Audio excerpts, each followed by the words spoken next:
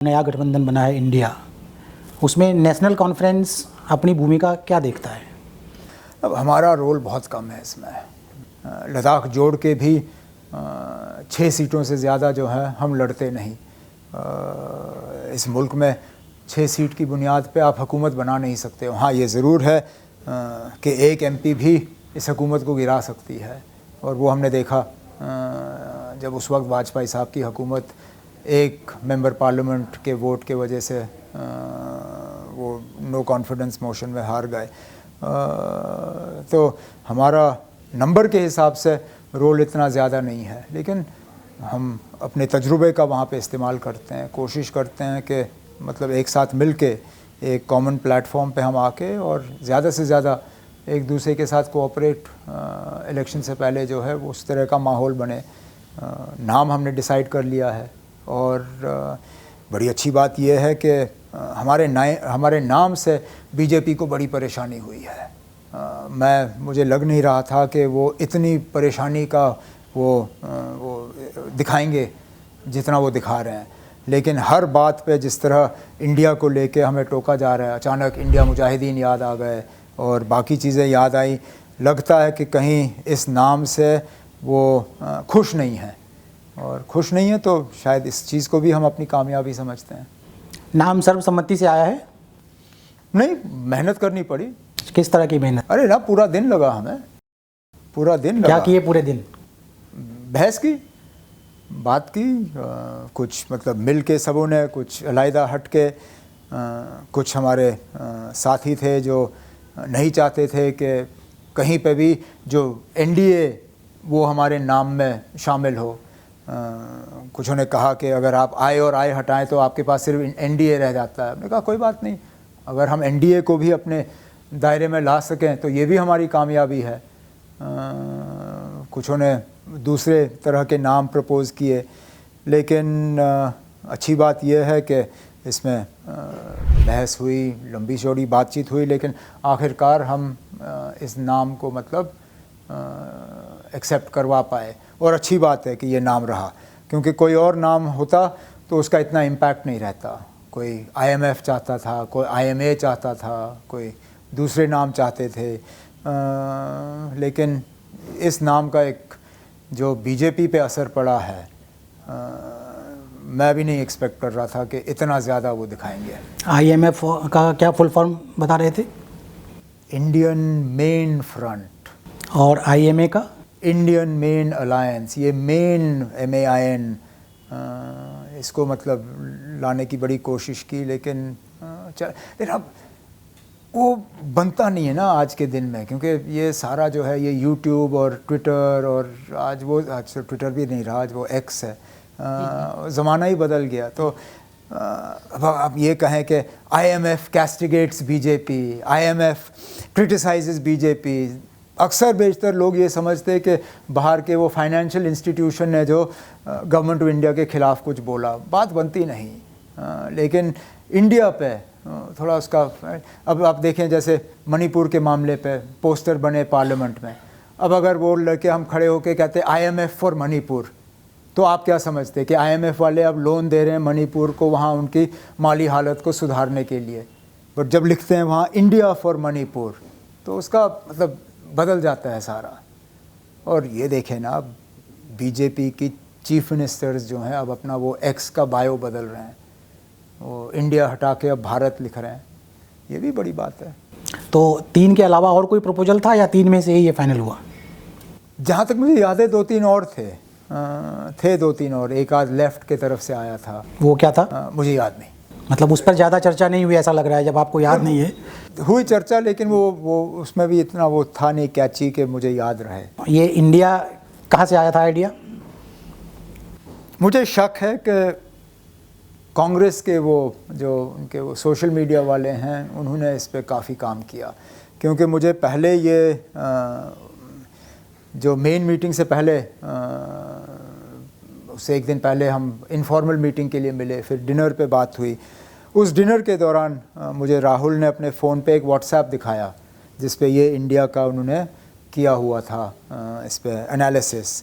अब मेरी गलती कि मैंने ऊपर देखा नहीं कि सेंडर कौन था, मैंने सिर्फ मैसेज पढ़ा।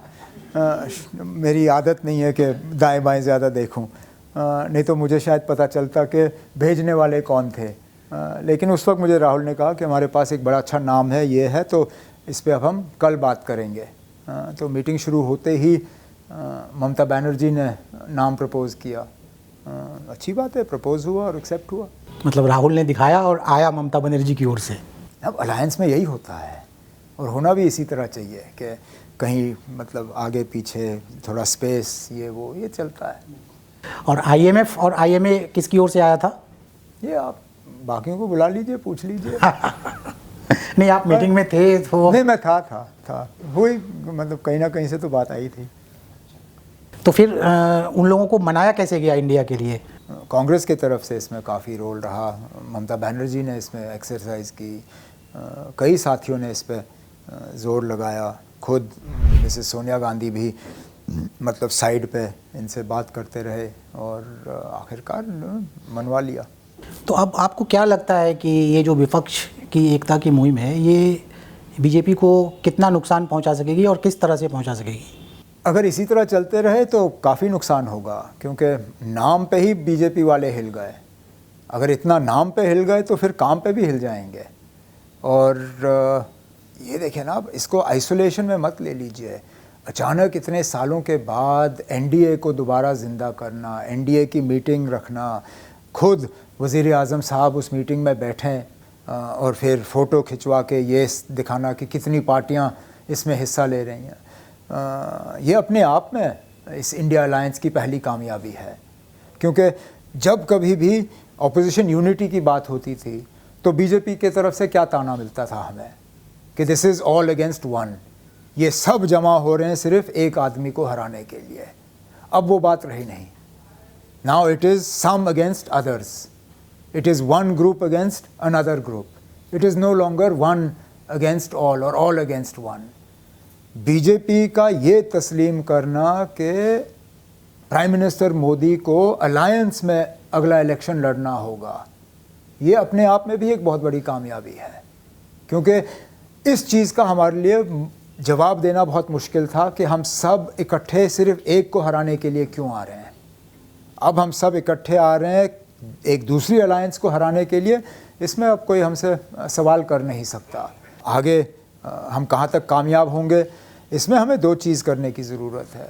एक तो अब कौन से ऐसे इश्यूज़ हैं जिस पे हम एक साथ आ सकें, चाहे फार्मर्स डिस्ट्रेस हो, महंगाई हो, बेरोज़गारी हो, इन सब चीज़ों को लेके हमें कुछ ऐसे इश्यूज़ तय करने होंगे। और फिर सीट शेयरिंग, हमारे लिए सबसे मुश्किल बात जो होगी वो सीट शेयरिंग होगी।